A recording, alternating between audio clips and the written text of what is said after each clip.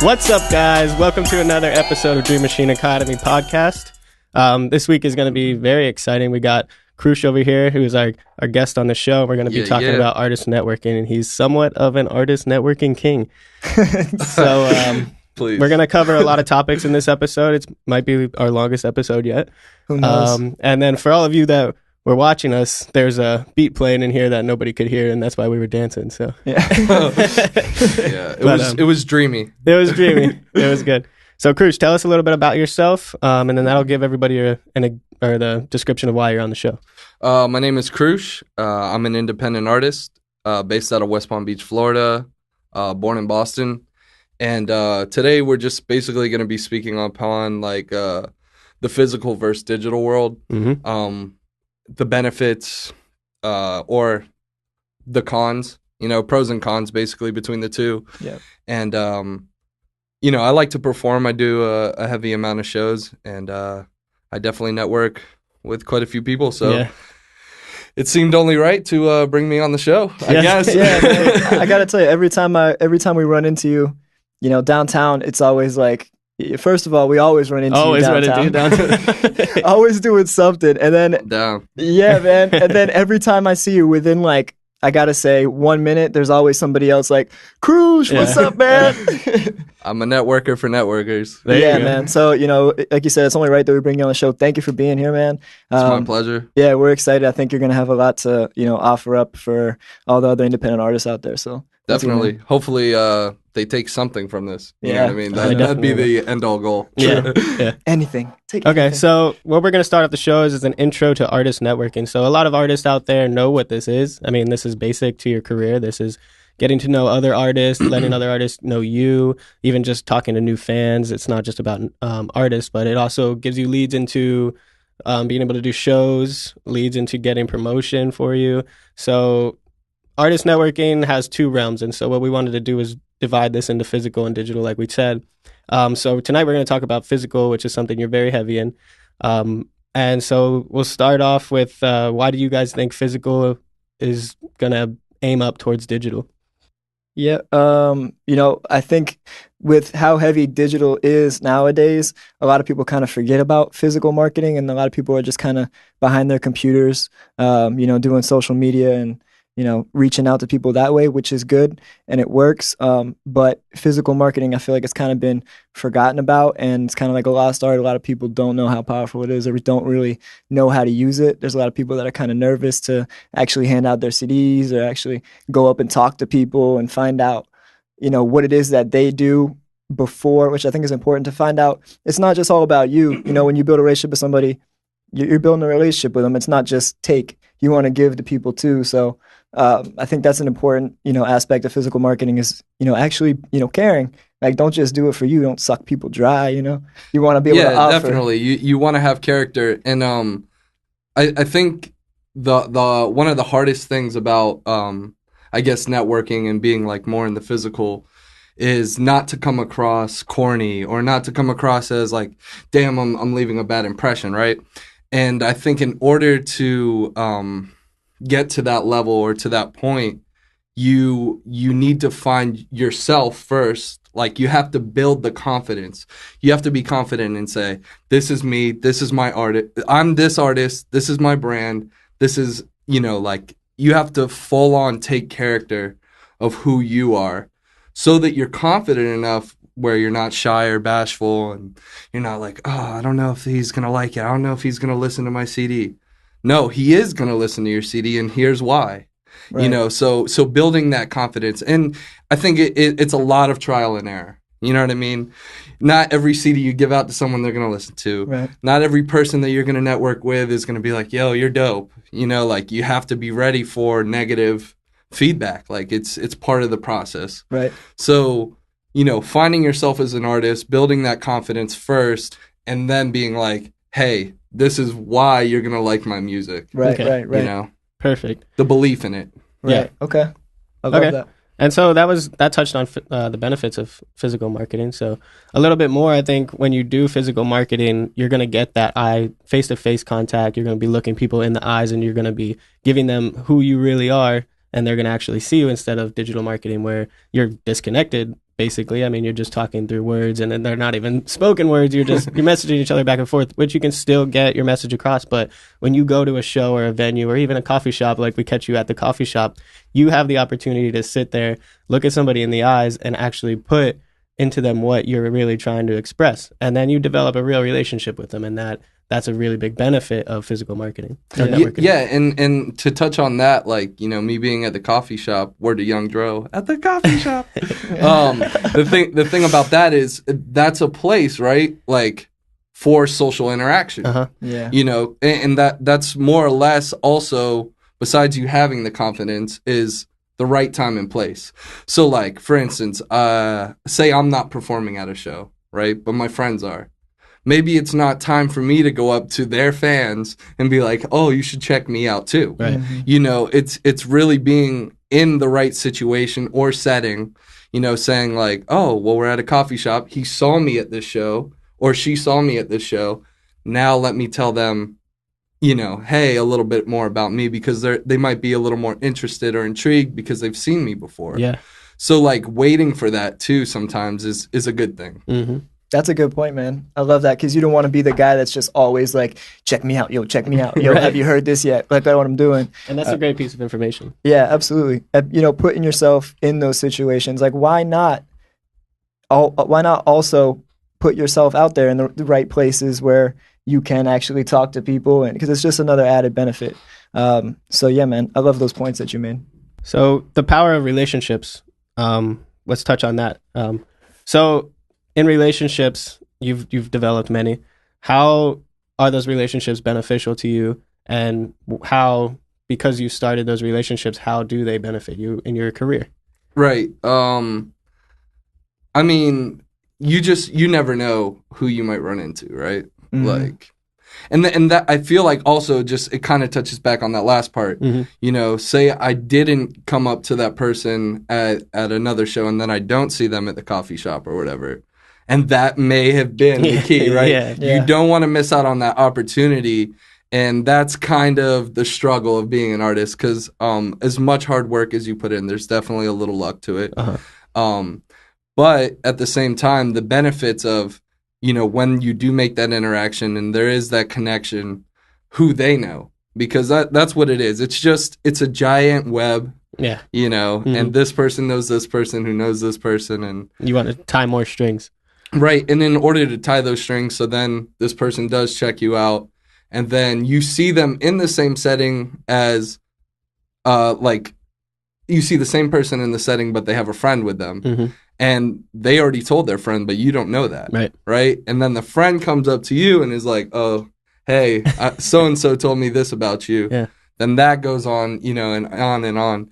And word of mouth, especially for shows, I'd say too, promoting shows is still one of the best ways, because no matter what Facebook event or what tweet you put out, yes, there may be someone with a big network who reposts it, but who knows what time of day, or, you know, and there's a lot of different factors in it. Right. So the more people who know about something or about yourself as an artist, the better, you know, because it gets around more, and there's more opportunity for that promotion of you or of a show. And there's nothing more important and more rewarding than word of mouth, because that is actual people networking for you.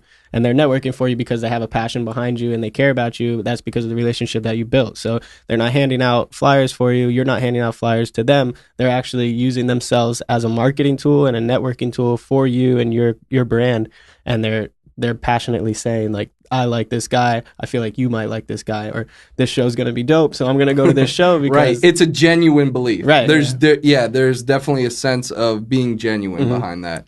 You're not paying them. You're not telling them to promote. They just do it off a whim, saying, "Hey, I believe in him." You know, and there's nothing greater than someone believing in you. It's hard to believe that's the reward of being an artist. Yeah. It's easy to believe in somebody that actually you had contact with. Right. And that you're basically turning your fans or your other crew members or anything like that, you're turning them into ambassadors for you. And so word of mouth is zero cost marketing, zero cost networking, but it's going to give you the most powerful results. And that's very important for other artists to understand. Definitely. Is that this is going to be your biggest element. Okay, so you can put a lot of money into the branding and the advertisements, and that's something to tie people back to. But the biggest thing you could put in is your time and your effort, and be genuine to potential fans, to people that you're going to network with, and so that they will be your advertisement for you. Right. One of the things that I'm kind of thinking about now, you guys are going back and forth, is with digital, it's kind of, you can attack the global market, which is the beauty about it.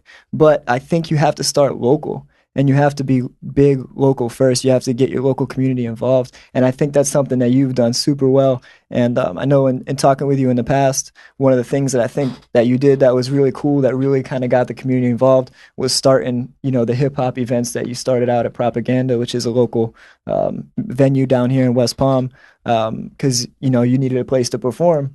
And that's what I love about you is, you make things happen. Like, you see there's not many people doing hip hop events. You know that you got to get out, and you also want to help, other people get out, and you want to kind of create that community. So you go and you start a hip hop event because it's non-existent, Right. And shouts to Daniel Fortune who also helped create that. Yeah. I'm not the only one with that vision. Multiple people have had that vision. I just think some friends and I, definitely on the physical sense, have gone and networked with some of these venues and really planted that seed, saying, hey, give us a chance. Let's get up on stage, prove to you why you should give us that chance. And I think without that, you could send emails to these venues all day, right? And who gives a crap? Yeah, who really cares, And that's why I think it's definitely important to network. Especially when it not only benefits you, but it benefits the community that surrounds you, the locals who are going to see you. Exactly. Yeah, as you touched on. Yeah, and that's another element of physical networking is going to the actual venue and making something happen instead of sending the email. Because when you do that, you're putting effort into it, but that's not your full effort. And then people don't see that, oh, this guy's passionate because he wrote me an email, right? And now it's in my email box. Actions speak louder than words. Exactly. Yeah, it's kind of the easy way out, to just send a quick email. Yeah. It shows a lot more if you go there, you show your face, you show them how passionate you are, just like you said, just give us a chance. You're here right in front of them. It's also a lot harder to say no when somebody's standing right in front of you. Right, 100%. Yeah. But I think it's also good to have that email maybe, right? So like you sent it out, you didn't hear a response. You send another one, you still haven't heard a response. Then you physically go there, you say, hey, I've sent you 2 emails. So now it's not only, hey, you don't know me, but I've also tried contacting you multiple ways. Yeah. Whether it be Facebook message or an email or whatever. Right. And so then it's even harder to say no. Right. It's like, damn, this guy's really put in that effort. Yeah. And then you gotta sell yourself. They shouldn't want to say no after that. You'll have more of an a chance to have that opportunity. Right. You should have that opportunity. That at least the opportunity to do it. Right. So even if, you don't get the venue or you don't get whatever, you can say, hey, I was presented with the opportunity and I tried. Yep. And I gave it my all. Yep. And that's the most important thing. Right? Yeah. So this leads me into something that I found when we were doing our act, our Sick and High act, that this was one of the biggest challenges for me, because you don't want to, so when you're at a show, how can an artist approach fans? So what I want you to kind of touch on is, how do you go up to a fan? What's your introduction? How do you approach them, just so that you're not forcing something on them? Because I think a lot of artists either are scared to force something on somebody, or they're forcing it too much already and they're not kind of getting the results that they want, and they're wondering why. So in my mind, it's best to make a genuine approach to somebody and just let them know people to people what you're doing. But in your experience, you have a lot of experience with it. How does your approach work? So are you going up to them and just being like, check my music out? Or are you going up to them saying, hey, what's up? What do? You getting interest in them, and then kind of bringing up the subject of your music? So like, which way has really worked for you through the years? I think it's a little bit of both, but primarily it's the fan approaching you. Okay. Right? Because for me, it breaks down into 2 categories. There's a fan and then there's a supporter. You really want the supporters, and that's who you want to hone in on. A fan can like your music all day, but are they buying your CDs? Are they buying your merch? Are they going to your shows? Are they paying to get into the venue? Because people love free shit. Like, people will go and grab free stuff all day long or whatever. And then, oh, well, I'm not busy, so I guess I'll go. Yeah. There's plenty of those. And then there's your supporter who are like, hey, I've been supporting you for a while. those are more or less, I think, the fans / supporters that you really want to network with and be in tune with, not only for your own personal gains, but because they genuinely believe in you and they will promote your shows and they will be there for you. Right. Yeah. Which, like, I think is good for, like, a label. You know, I'm with this label, Fuzzy Nickels, and there's a group of about 10 of us, and we all cross-promote. Like, I promote yours, you promote mine. Even, like, because we're all throughout Florida. If I'm not in Orlando, I'm still promoting on Twitter because I have some of that Orlando network. Yep. And then whenever I'm doing a show in West Palm, vice versa. So, you know, that, like, being part of a label too, like, I think that they're genuinely fans of you to even invite you to be a part of that, or vice versa. So like, those are supporters. Those are people who, even if we weren't together on this label, I'd still buy your music. I'd still support you. And just building that, like, in being with fans. You know, some will come to you right after you perform. Yeah. And those are usually the people who are new and genuine, like, first time, like, hey, what is this? Yeah. What is this person? Like, you know what I'm saying? They really want to know about you, even some of your background and history, because they're interested. Okay. I personally love watching interviews because I feel like it's a very vulnerable situation. Yeah. You know, you will get criticized, you will get scrutiny for your responses. Right. You know, Yeah, absolutely. but it's how the fan or the supporter might interpret that. Okay. So anyway, I think mostly if the talent is there and you believe in yourself and you have that belief, then there will be people out there because they like your music or your style of music, that genre, so they're there to see it. Okay. You know, so to approach them after the fact, I think a lot of them will come to you, and that's more of a natural way. Mm-hmm. But in the other sense, I see these people at my show, you know, a group of people, and then I see them outside of it. I think it's very important as an artist to go out to either a coffee shop, to go downtown, to go to a club, just so you have social interaction and you see people who may have been in attendance to a show. Okay. So we know you do a lot of shows, and we know it's very important to, when you're trying to hit your local your network, that doing the shows is going to give that impact. It's going to open up a lot of doors to connecting with fans, supporters, any other people that are networking. So we wanted you to give the people that are watching this, the independent artists that are watching this, some tips on putting on a good show, making it memorable, and opening the door for people to come up to you and talk to you. How do you position yourself? Where do you stand after a show? How do you kind of leave that door open? So when I first get to a venue, before I even get to the venue, the thing I can just tell people to do, and I continue to on and on and on, just rehearse as many times as you can. You may have heard the song 500 times, but nobody else has. So you want to like give it to the people in the best possible way, in the best possible performance, in any genre too. You know, like if you made a song, oh, let me do this right here, let me glitch right here, let me, you know, turn a knob, let me do whatever I need to do to give it a little extra energy, let me remix it a little bit. And I mean, I rehearse, I think, more than anything else, just so I'm not only confident, but I'm beyond confident. And if a DJ messes up, if all the music stops, you know, what do I do in these situations? Okay. Like, you know, but I'm beyond prepared so that I can finish my verse. I can take advantage of, no matter what the circumstances is, like, I'm going to destroy this. Like, I'm going to make this show my bitch. Yeah. In other words, you know, it's part of my French. But yeah, so I think the rehearsing is the biggest thing. More than anything. So you get there, you're feeling good about it already. You know, you're going to kill some of the stage fright. Yeah. Whether you get it or not. Some of it's going to die. Right. Mm-hmm. And, like, for me personally, whenever I do perform, I try to do a different set. Right. Some of the same songs, definitely, but I rearrange them differently. I might do a remix of a song, you know, that people have never heard. You know, I try to give people a different experience every single time. That's cool. Even the way I say words. You know, I'm going to say this here, or for crowd participation, I'm going to have them respond at this part instead of this one. Mm-hmm. You know, just try and make things new. Because nobody wants to go to the same thing over and over. Yeah, right. And I feel like bands and artists do that a lot. You know, here's our set list, let's run it. Yeah.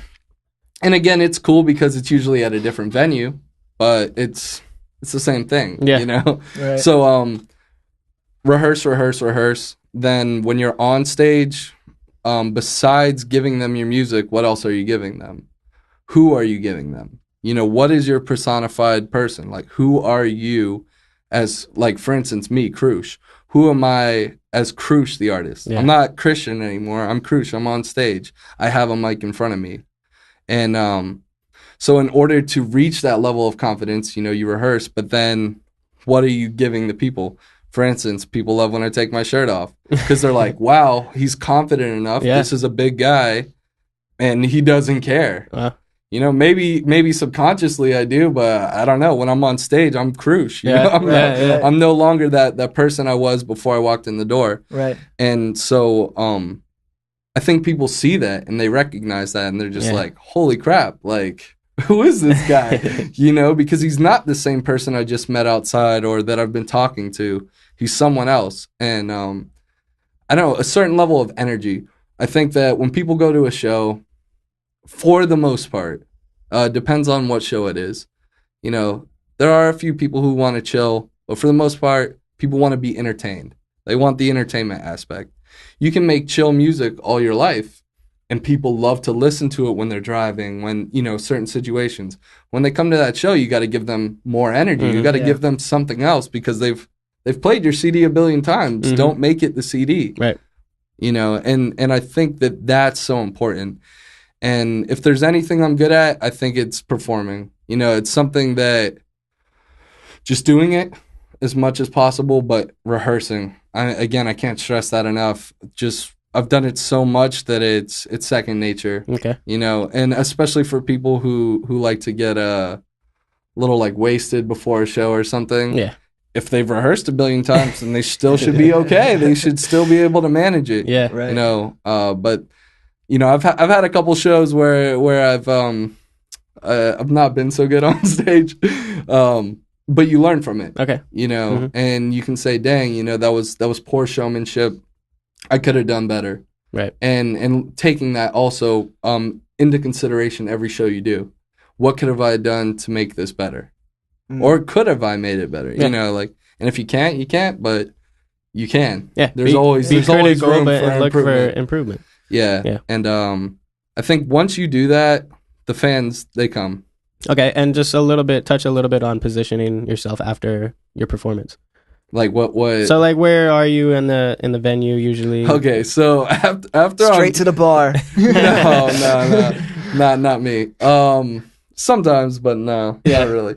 For me, I'm usually drenched in sweat, and I know that's for a lot of people as well, not just myself. Yeah. And everyone wants to dap you up, and everyone wants to give you a hug, and you're just like, yeah. Right. So I did a show in Tallahassee at Fire Betty's with some label mates. Okay. And of course, I was drenched in sweat. Yeah. I literally bucked right off stage to the back bathroom just to take some paper towels and wipe off.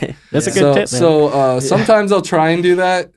But if not, whatever, you know, get ready to get sweaty. Okay. Yeah. But yeah, I try and kind of clean up a little bit. Yeah. A little bit. That's respectable, man. Yeah. Definitely. Or if someone else is coming on right after me or something, obviously try to give them a proper introduction if there's not a host, or just trying to be courteous of your surroundings. You know, obviously shout out your DJ or whoever is helping put it together, the sound engineer. Yeah. You know, because people don't get enough respect or recognition for that, and I think that it's just as vital as your performance. Yeah. You know, you wouldn't have had a good performance without these people. Right. And so to make sure to give them that recognition and let them know, hey, you're appreciated. Yeah. Before you get off stage. But after you get off stage, you know, if you want a drink, you want a shot, or you want to hang out with your buddies, by all means, I think that that's good. But I also think that you should give a fair chance to each and every person who is actually genuinely interested, because you never know. Yeah. Absolutely. Your music may have affected them in a certain way. Your performance may have, and you might miss out on that opportunity to hear from them. Yeah, absolutely. Great. So to wrap it up, we want to appreciate you, acknowledge you. Thank you for being here. Oh, my pleasure. Thank you for all the information You guys are way too kind. Well, you're a very inspirational artist. You've been out there doing it. We've seen you since we started doing all of this years ago. Always at the coffee shop now. But we've seen you out there, and we want to give you a lot of appreciation for that. You know, you've been helping a local music scene grow. You've been helping a lot of other artists grow. You're in a network that you help artists network with each other and grow with each other, and you're doing a lot of big things for this community. So we definitely want to throw our hands up for you for that one. Yeah, we appreciate it. Thank you. So we got a lot of great information on this show.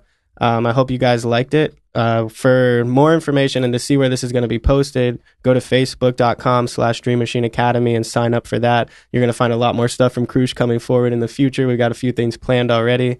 And then you can also go to dreammachinerec.com and find a brand evaluation there. So it's dreammachinerec.com/mybrand. And there we look at artist brands and we see how they are and how they're positioned and how we can help or where we can offer advice. So check that out. And that's our show for tonight. Yeah, everyone who tuned in, thank you so much. This is an amazing studio here, and these guys right here are the brains behind the machine, if you will. Thank you. And they make dreams happen. So everything he just plugged, seriously, go check it out. And thank you guys once again. Thanks, man. Let the people know where they can find you, even though I know most of these people on here already know. Found you. You can find me on Instagram and Twitter. It's Croosh Bandicoot, Croosh Bandicoot. And I don't know, just find me on Facebook. You know, just type in Croosh. Yeah, and get to know me if you haven't tuned into here. And I look forward to doing future things with you guys. Awesome, man. We're super excited. Thank you guys once again. Thank you guys. Have a great rest of your night. All the best.